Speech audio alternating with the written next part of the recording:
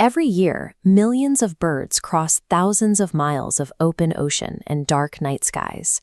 They fly for days over environments devoid of landmarks, yet they maintain precise headings, arriving exactly at their intended destinations. They navigate using a grid that is invisible but ever present, the Earth's magnetic field. This field is extremely faint. On the Earth's surface, the magnetic field strength measures between 30,000 and 60,000 nanotesla, roughly 100 times weaker than a common refrigerator magnet.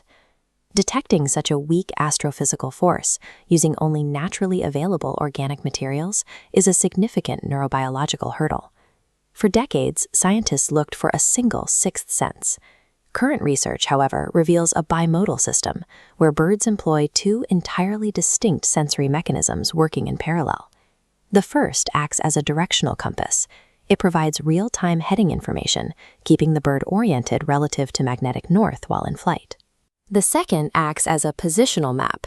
It extracts geographic coordinates from the magnetic field, allowing the bird to determine its approximate location on the globe.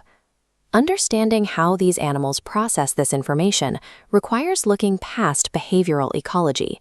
We must examine planetary geophysics, trace neural pathways, and ultimately look at quantum chemistry. The Earth's magnetic field is generated by electric currents in its liquid outer core. While it behaves largely like a massive dipole magnet at the planet's center, the field geometry is not perfectly aligned with the Earth's rotation. This diagram illustrates the offset between the geographic poles and the magnetic poles. The angle between the geographic north pole and the line marked MN, or magnetic north, is known as magnetic declination. The field provides a vertical component called magnetic inclination, the angle where field lines intersect the surface. It's 0 degrees at the magnetic equator, shifts to positive 67 degrees near Germany, and points straight down at 90 degrees at the North Pole. Returning to this model, we see a second extractable variable, magnetic intensity. The gradient follows a similar latitudinal pattern. The field weakens to approximately 30,000 nanotesla at the magnetic equator and doubles to 60,000 near the poles. Because both inclination and intensity change predictably from north to south, they provide a reliable, grid-like framework for a bird to determine its latitude. Proving that birds actually use these specific geographic variables requires isolating them inside a controlled laboratory environment.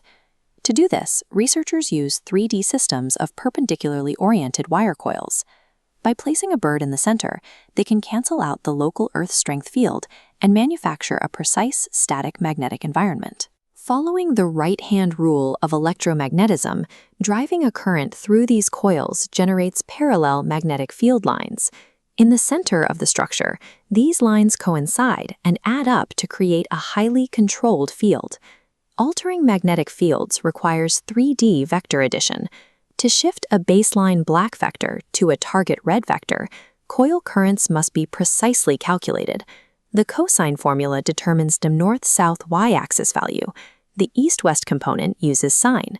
Together, they generate the exact resultant field. Researchers verify results with a 3-axial fluxgate magnetometer. This ensures the x and y components of the artificial field are mathematically perfect before testing begins. When birds accurately adjust their heading to these mathematically simulated shifts, they prove the existence of an exquisitely precise biological receptor. The first viable biological mechanism for this detection is iron particle-based magnetoreception. It relies on magnetite, a naturally occurring iron oxide. Because magnetite is ferromagnetic, it can be permanently magnetized by an external field. In birds, the primary anatomical location for this mechanism is the upper beak. Here, microscopic mineral clusters are innervated by the trigeminal nerve. These magnetic clusters physically react to minute changes in external magnetic intensity. They experience microscopic torque or pressure as the field strength fluctuates. This physical movement is translated into neural electrical signals via the trigeminal brainstem complex. Because it responds to absolute field strength, researchers identify the trigeminal magnetic pathway as the bird's MAP receptor, establishing geographic position based on magnetic intensity. The bird's compass operates on an entirely different set of physical laws, light-dependent, radical pair-based magnetoreception. The sensory molecules involved are cryptochromes, specifically cryptochrome 4, which are located within the retina of the bird's eye. This process is triggered by quantum chemistry. When blue light enters the eye, it excites the cryptochrome, causing an electron transfer that forms a long-lived radical pair. Before these radical pairs decay, their chemical yield is altered by the specific alignment of the Earth's magnetic field. For this to provide directional data, the molecules must be oriented.